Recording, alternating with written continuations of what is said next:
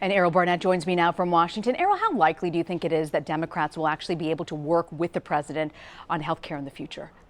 Well, Rena, it is possible, but I would say not very likely. Democrats feel as if they now have a winning issue that has mobilized and motivated their base across the country. Keep in mind, it was at Republican town halls where you saw people passionately defending their Obamacare coverage while still noting that it needed some changes. And if you look at the Congressional Budget Office's latest assessment of what this new legislation would have done, they acknowledge that Obamacare, as far as the individual market, will stabilize here over the next few years. If you look at recent polling, most Americans, about 2/3 of Americans, do want to see Obamacare adapted and changed. Only a quarter want to see it fully repealed. So for Democrats, their negotiations, if that is to happen in the future, begin with how do we improve on what already exists. Senator Chuck Schumer has already said they will not entertain any possibility of repealing or replacing the current law, the cornerstone,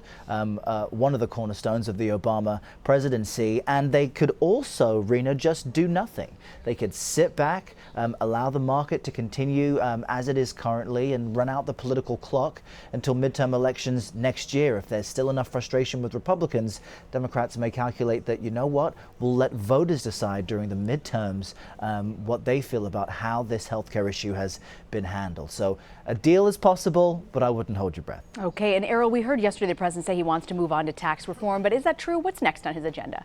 Yeah, he did. He said tax reform is the next issue. In fact, the White House has explained that they would have liked to have addressed tax reform first, but Speaker Ryan explained that in this master plan, repealing and replacing Obamacare could have created hundreds of millions of dollars in budget savings. Those savings could have then been used towards any major tax reform plan. That's why they wanted to take on healthcare first and then address tax reform issues. But now that the bill was pulled before what was essentially a guaranteed defeat, all of that becomes much more difficult. And the devil, as always, will be hanging out with his friends in the details of any tax reform. Perhaps President Trump may become more involved in the process this time or less. That is yet to be seen. But tax reform, they say, is the next big goal.